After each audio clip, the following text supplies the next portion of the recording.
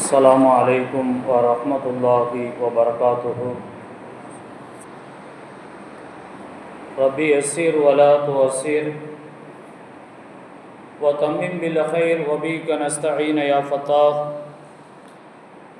ربي اشرح لي صدري ويسر لي أمري واحلل عقدة من لساني يفقهوا قولي. سبحانك لا علم لنا إلا ما علمتنا إنك أنت العليم الحكيم. أرسله بالحق بشيرا ونذيرا ما بعد فقد قال الله تعالى في كلامه القديم بالفرقان المجيد: أعوذ بالله من الشيطان الرجيم بسم الله الرحمن الرحيم. يا أيها الرسول قلوا من طيبات واعملوا صالحا إني بما تعملون عليم. وقال نبينا صلى الله عليه وسلم: لا يأتي على الناس زمان لا يبالي المرء بما أخذ المال أم من الحلال أو من الحرام أو كما قال عليه الصلاة والسلام. எல்லா புகழும் புகழ்ச்சியும் அகிலத்தை படைத்து பரிபாலிக்கக்கூடிய ரப்புல் ஆலமீன் அல்லாஹ்வுக்கே உரித்தாகுக. சலாமும் சலவாத்தும் சத்திய தூதர் சன்மார்க்க போதகர் நம் உயிரின் மேலான கண்மணி நாயகம் ரசூலுல்லாஹி ஸல்லல்லாஹு அலைஹி வஸல்லம் அவர்கள் மீதும் அவர்களுடைய வாழ்க்கையினுடைய வழிமுறைகளை பின்பற்றி நடந்த உத்தம சத்திய சஹாபாக்கள், தாபிஈன்கள், தபா தாபிஈன்கள், இமாம்கள், பெரியோர்கள், இந்த புனிதம் நிறைந்த ஜும்மாவுடைய பெருநாளிலே அல்லாஹ்வுடைய அன்பையும் அருளையும் பெறுவதற்காக வேண்டி வருகை தந்திருக்கக்கூடிய நம் அனைவர்கள் மீதும் ரப்புல் ஆலமீன் அல்லாஹ் எல்லா விதமான அற்பொடைகளையும் நிஅமத்துகளையும் நம் அனைவர்களுக்கும் அல்லாஹ் தந்தருள்வானாக.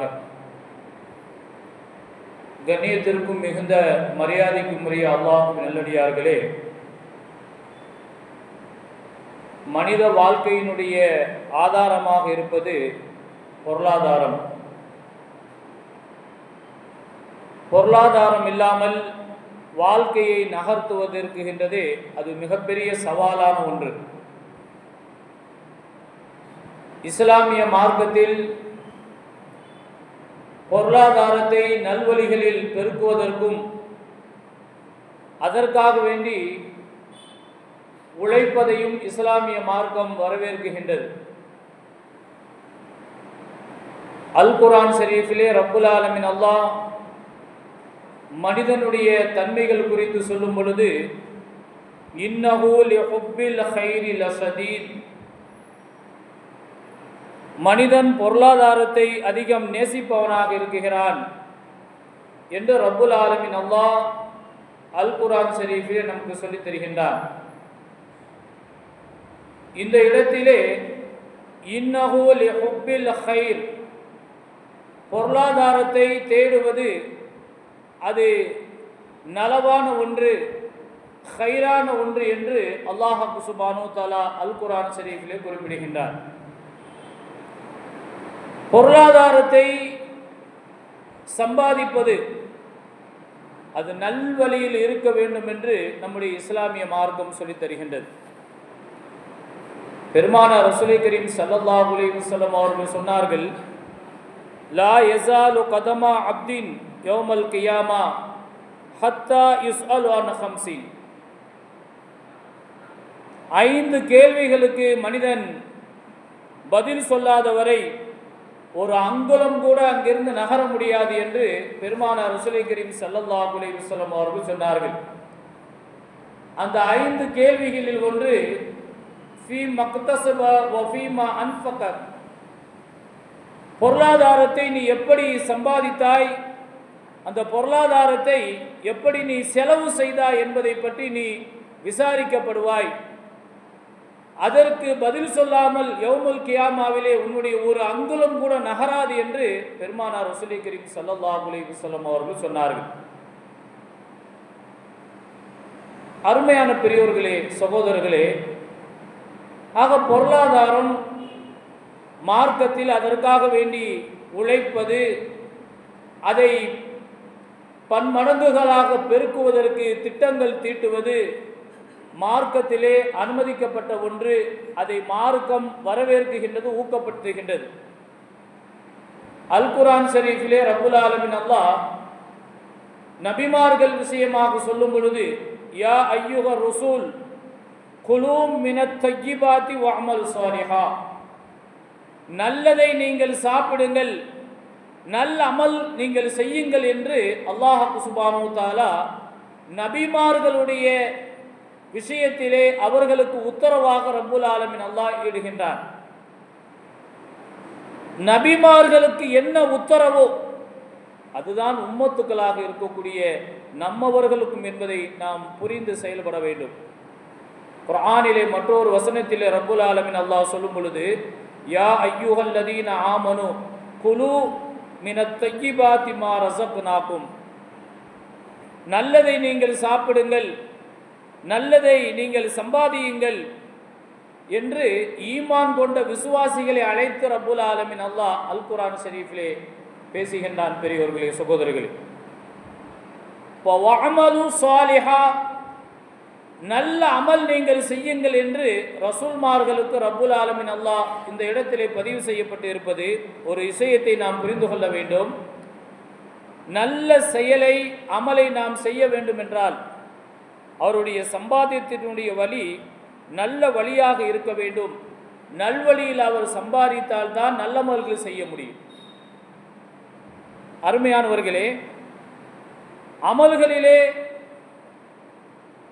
ஆர்வத்தோடு ஈடுபடக்கூடியவர்கள், நல்வழியிலே யார் சம்பாதித்தார்களோ அவர்கள் அமல்களில் அதிக பயன்களை பெற வேண்டும் என்ற ஈடுபாட்டில் அவர்கள் அதிகம் தன்னை ஈடுபடுத்திக் கொள்வார்கள் போன்ற விளக்கங்களை எல்லாம் நாம் பார்க்க முடிகின்றது. மனிதன் பொதுவாக ஆசைப்படக்கூடிய ஒரு விதத்தில் தான் மனிதனுடைய படைப்பு படைக்கப்பட்டு இருக்கின்றது. நபிகள் நாயகம் ரசூலுல்லாஹி ஸல்லல்லாஹு அலைஹி வஸல்லம் அவர்கள் சொன்னார்கள், லவ் அன்னலி இப்னு ஆதம வாதியன் மின் தஹபின் அஹப்பு அய்யகூன லஹு வாதிஆ, தங்கத்திலான நீர் ஓடை ஒன்றை மனிதனுக்கு வழங்கப்பட்டால் அதே போன்று இன்னொன்று வேண்டும் என மனிதன் எண்ணுவான் என்று மனிதனுடைய இந்த உலக ஆசையை அதற்குண்டான அமைப்பில் அவன் படைக்கப்பட்டு இருக்கின்றான் என்ற விவரங்களை நபிகள் நாயகம் ரசூலுல்லாஹி ஸல்லல்லாஹு அலைஹி வஸல்லம் அவர்கள் நமக்கு சொல்லுகின்றார்கள். போதும் என்ற மனப்பான்மை இல்லாமல் இன்னும் வேண்டும், இன்னும் வேண்டும் என்ற ஆசை மனிதனுடைய உள்ளத்தில் இருக்கும். அந்த ஆசை ஹலாலான வழியில் இருக்க வேண்டும். அது பேராசையாக ஆகி அது நம்மை ஆபத்தில் போய் சேர்த்து விடக்கூடாது. இமாம் அபு ஹனீஃபா ரஹ்மத்துல்லாஹி அலைஹி மாபெரும் சட்ட மேதை, ஹனஃபி மதுஹபினுடைய தந்தை இமாம் அபு ஹனீஃபா ரஹ்மத்துல்லாஹி அலைஹி, அதே நேரத்தில் பெரும் ஜவுளி வியாபாரியாக அபு ஹனீஃபா ரஹ்மத்துல்லாஹி அலைஹி அவர்கள் இருந்தார்கள். எந்த அளவுக்கு என்று அவருடைய வாழ்க்கையினுடைய வரலாறுகளை நாம் பார்க்கக்கூடிய நேரத்திலே பண்டல் பண்டலாக சரக்கு பொருட்கள் அவர்களுக்கு வியாபார செய்வதற்காக வேண்டி பண்டல் பண்டலாக ஜவுளி பொருட்கள் வருமா. ஒரு நேரத்திலே இமாம் அபு ஹனீஃபா ரஹ்மத்துல்லாஹி அலைஹி அவர்கள் அந்த பண்டல் பண்டலாக வரக்கூடிய ஜவுளி பொருளிலே ஒரு பண்டலில் டேமேஜான துணியும் இருக்குகின்றது. விற்பனை செய்யக்கூடியவர்களை அழைத்து, இந்த பண்டலிலே டேமேஜான துணி இருக்குகின்றது, இதை நீங்கள் விற்கும் பொழுது இதிலே டேமேஜ் இருக்குகின்றது என்பதாக சொல்லி நீங்கள் வியாபாரம் செய்யுங்கள் என்று இமாம் அபு ஹனீஃபா ரஹ்மத்துல்லாஹி அலைஹி அவர்கள் வியாபாரம் செய்யக்கூடிய இடத்திலே சொல்லி அனுப்புகின்றார்கள்.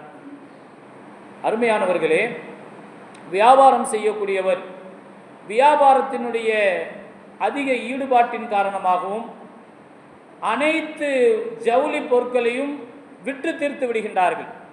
அதிகமான லாபம், அனைத்து பொருளாதாரத்தையும் ஜவுளியினுடைய வியாபாரமாக இருக்கக்கூடிய அபு ஹனீஃபா ரஹ்மத்துல்லாஹி அலைஹி அவர்களிடத்திலே லாபம் கிடைத்த அனைத்து பொருளாதாரத்தையும் அந்த தொகையை ஒப்படைக்கின்றார்கள்.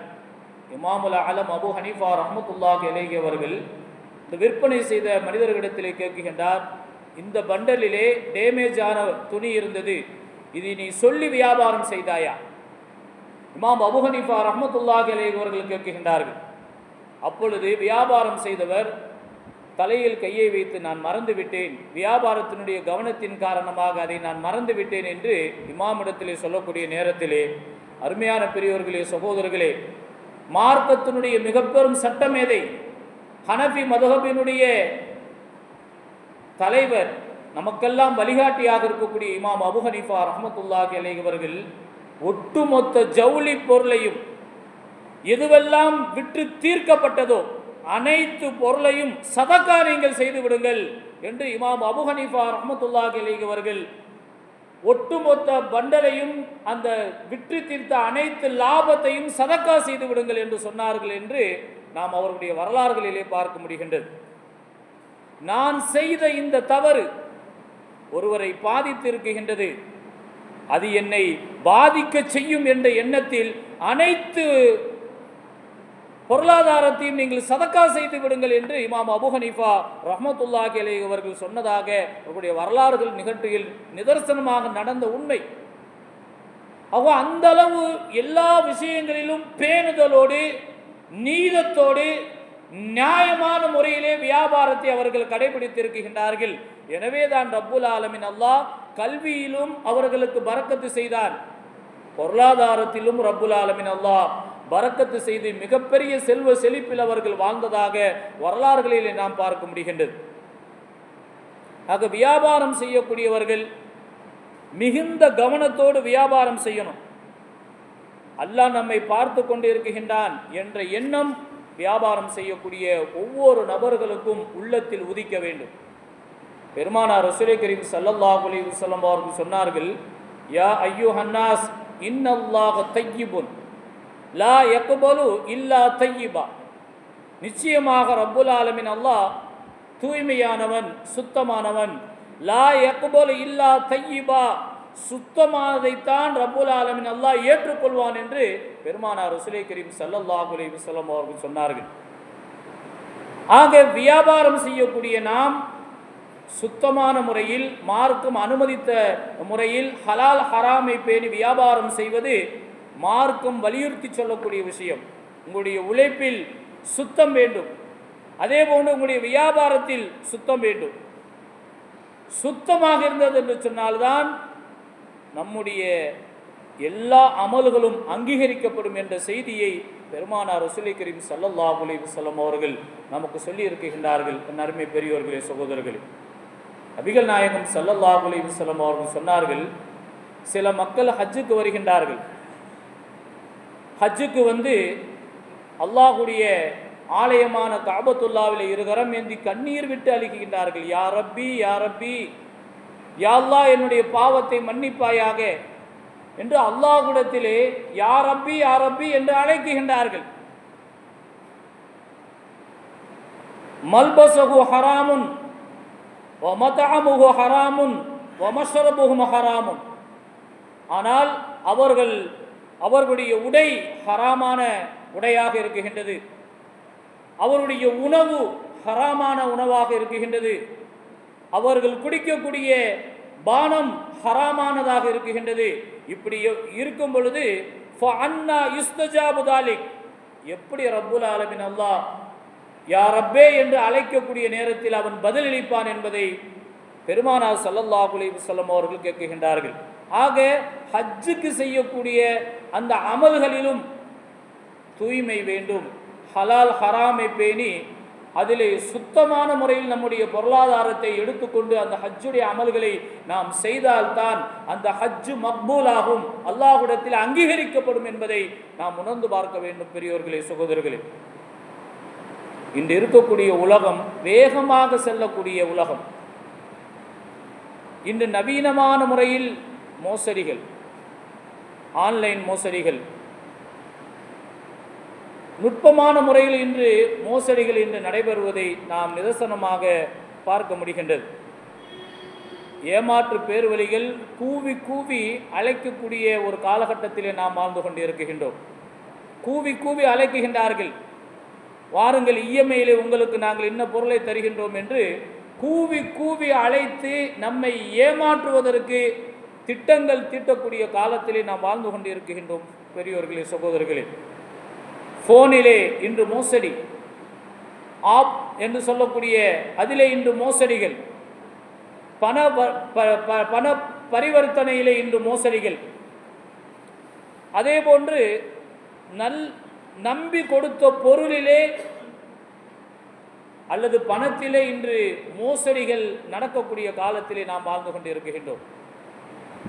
அருமையானவர்களே, பெருமானார் ஸல்லல்லாஹு அலைஹி வஸல்லம் அவர்கள் சொன்னார்கள், 3 அடையாளங்கள் யாரிடத்தில் இருக்குகின்றதோ அவர்கள் முனாஃபிக்கீன்கள். இந்த அடையாளம் யாரிடத்தில் இருக்குகின்றதோ அது முனாஃபிக்கீன்களுடைய அடையாளம் என்று பெருமானார் ஸல்லல்லாஹு அலைஹி வஸல்லம் அவர்கள் சொன்னார்கள். அதில் ஒன்று, இதா ஹத்தஸ கதிப, பேசினால் அவர்கள் பொய் பேசுவார்கள். வியாபாரம் செய்யக்கூடியவர்கள் மிகுந்த கவனத்தோடு வியாபாரத்தை நாம் கடைபிடிக்க வேண்டும். பேசினால் அவர்கள் பொய் பேசுவார்கள். இந்த தன்மை இருந்தால் இது முனாஃபிக்கின்களுடைய அடையாளம். இதா வஅத அஹ்லஃப, வாக்கு கொடுத்தால் மாறு செய்வார்கள். வாக்குக்கு மாறு செய்யக்கூடியவர்கள் முனாஃபிக்கின்கள். இதா துமின கான, நம்பினால் மோசடி செய்வார்கள். இந்த 3 அடையாளங்கள் ஏதாவது ஒன்று யாரிடத்தில் இருக்குகின்றதோ அவர்கள் முனாஃபிக்கின் என்று கண்மணி நாயகம் ரசூலுல்லாஹி ஸல்லல்லாஹு அலைஹி வஸல்லம் அவர்கள் சொன்னார்கள். அருமையான பெரியவர்களே, சகோதரர்களே, முஃமினாக இருக்கக்கூடியவர்கள் ஏமாற்றவும் மாட்டார்கள், ஏமாற்றப்படவும் மாட்டார்கள். பெருமானார் ரசூலை கரீம் ஸல்லல்லாஹு அலைஹி வஸல்லம் அவர்கள் மக்கமா நகரத்திலே 40 வருடங்கள் வாழ்ந்தார்கள். அதற்கு பிறகு அவர்களுக்கு நுபுவத் என்று சொல்லப்படக்கூடிய நபி பட்டம் கொடுக்கப்பட்டது. பெருமானாருடைய வரலாறுகள் நமக்கு தெரியும். தன்னை நபியாக அல்லாஹ் சுப்ஹானஹு வ தஆலா அறிவித்ததும் எதை ஆதாரமாக பெருமானார் ரசூலை கரீம் ஸல்லல்லாஹு அலைஹி வஸல்லம் அவர்கள் மக்களிடத்திலே கொண்டு சென்றார்கள். நான் உங்களோடு வாழ்ந்த வாழ்க்கைதான் நான் நபி என்பதற்குண்டான ஆதாரம்.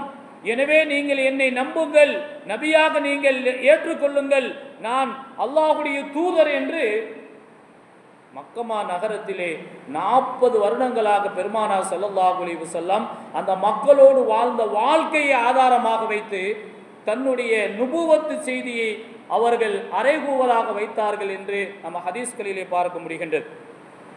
அருமையான பெரியோர்களே, சகோதரர்களே, ஹிஜ்ரத்தினுடைய பயணம் கண்மணி நாயகம் ரசூலுல்லாஹி ஸல்லல்லாஹு அலைஹி வஸல்லம் அவர்களும் அமீருல் முஃமினீன் அபூபக்கர் சித்தீக் ரலியல்லாஹு தஆலா அவர்களும் மக்கமா நகரத்திலிருந்து மதீனா நகரத்திற்கு ஹிஜ்ரத் சென்றார்கள். வரலாறுகள் நமக்கு தெரியும்.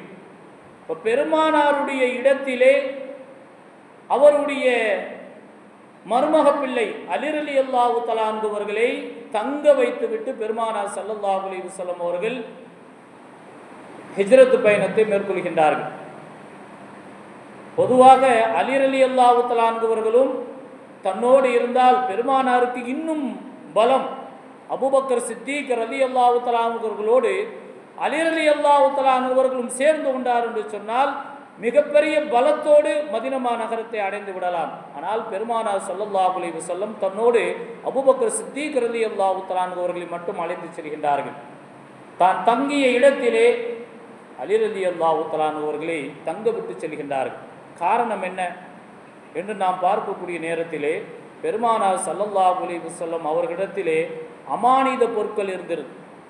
அந்த அமானித பொருட்களை இன்னாருக்கு சரியான முறையிலே நீங்கள் அதை ஒப்படைத்து விடுங்கள் என்பதற்காக வேண்டி அலியுன் கர்ரமல்லாஹு வஜ்ஹாவை கண்மணி நாயகம் ஸல்லல்லாஹு அலைஹி வஸல்லம் அவர்கள் தன்னை ஊரார்கள் ஒன்று கூடி அழிப்பதற்கு, கொலை செய்வதற்கு திட்டம் தீட்டிய அந்த நேரத்திலும் அமானிதங்களை பேணினார்கள்.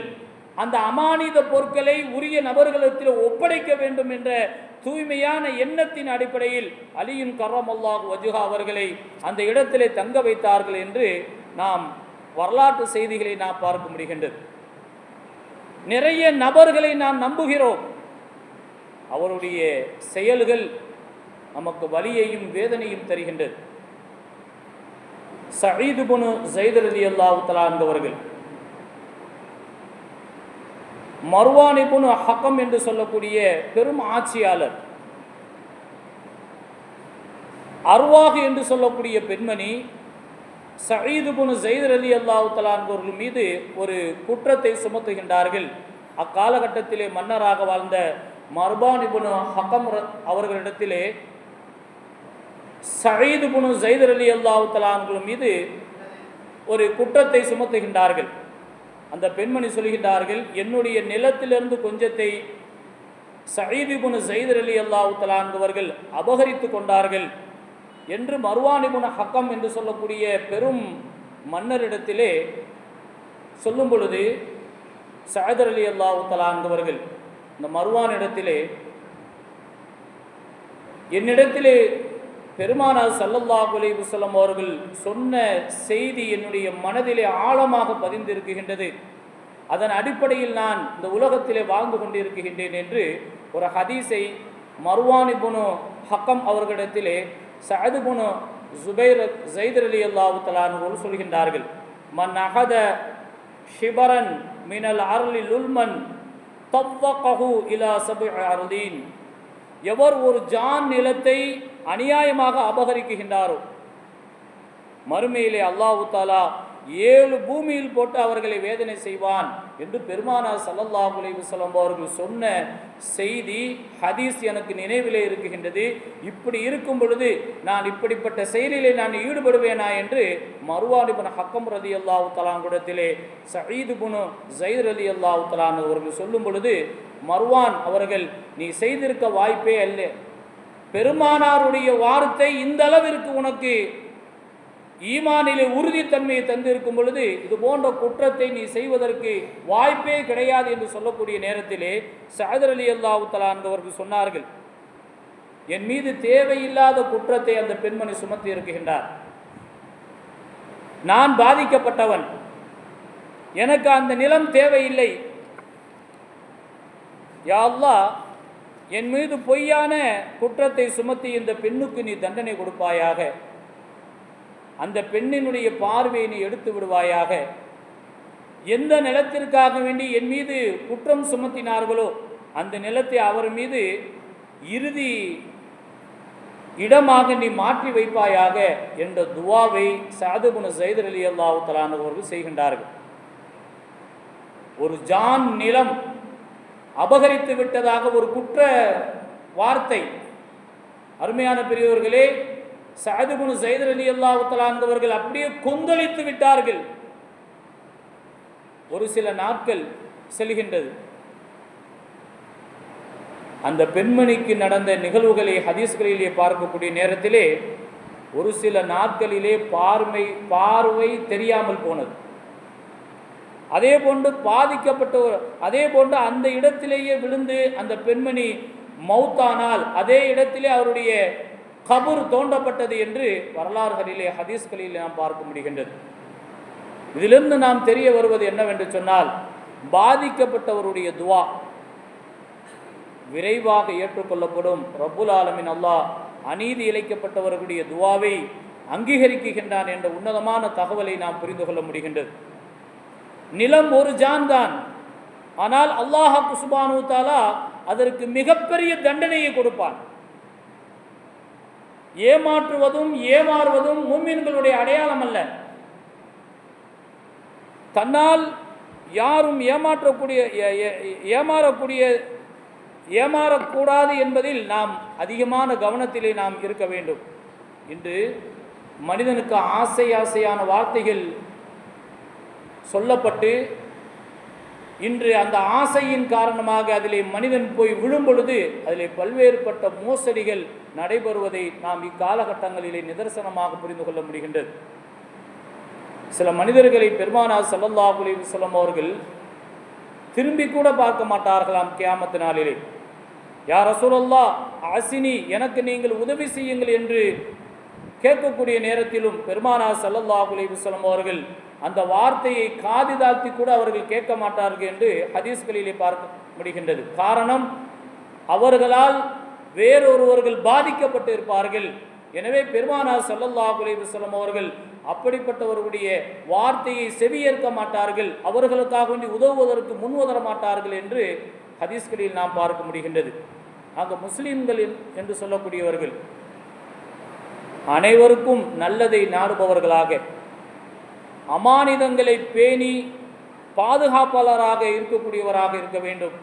மோசடி செய்வதோ அல்லது மோசடிக்கு துணையாக இருப்பதோ முஸ்லிம்களுடைய செயலும் அல்ல, அதனுடைய அடையாளங்களும் அல்ல.